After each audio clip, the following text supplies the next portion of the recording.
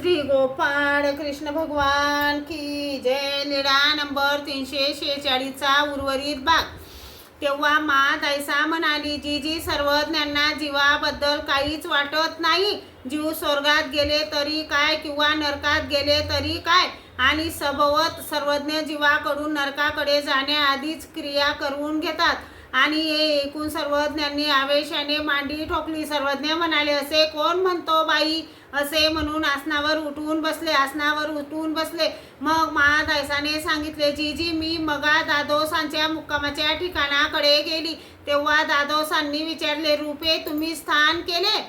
मी म्हटले, स्नान कशासाठी दादो? तुम्ही गुरुवाचे पाणी प्याल्या. मी कशासाठी गुरुवाचे पाणी पिन? मी सर्वज्ञांचे चरणउदक प्याली. ते म्हणाले, हो ते चरणउदकच होते, पण पाणी तर गुरुवाचे होते. मी म्हणाली, गुरुवाचे पाणी असते तर सर्वज्ञांनी मला मनाई केली असती ना.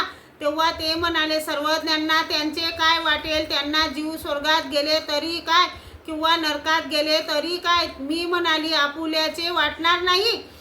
दादोस म्हणाले, आपुल्याचे जर वाटले असते तर 56 कोटी यादव आणि 60 लक्ष कुमार प्रभास क्षेत्राच्या काठी लढून कशाला मेले असते? तेव्हा श्रीकृष्ण चक्रवर्ती महाराजांनी मनाई का केली नाही? मग मी गप्प राहिली.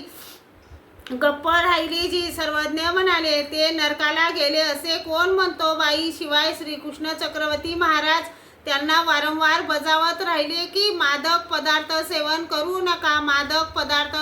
करू नका. परंतु श्रीकृष्ण चक्रवर्ती महाराजांचे म्हणण्याप्रमाणे त्यांच्यापैकी कोणीही वागले नाही. सर्वज्ञ पुढे म्हणाले, आणि तेथे कोण होता? श्रीकृष्ण चक्रवर्तींचा एक उद्धव देव व अर्जुनाशिवाय कोणी सूर्याचा, कोणी सोमाचा, कोणी शुक्राचा, कोणी ब्रह्माचा, कोणी विष्णूचा, कोणी गर्गाचा, कोणी वायूचा, कोणी अग्नीचा. परंतु ते संबंध दानाच्या फळाला गेले की आणि दुसऱ्या दानाने कोणत्या देवता फळाला गेले असे कोणालाच माहीत नाही बाई. महादायसाने विचारले, जीजी या सर्व जीवांना नरकाला जाण्याची कोणती दारे आहेत ते निरूपण करावे जी. मग ती दारे आम्ही वर्ज्य करू. सर्वज्ञ म्हणाले, बाई काम, क्रोध, लोभ हे तिन्ही नरकद्वारे. श्री गोपाळ कृष्ण भगवान की जय.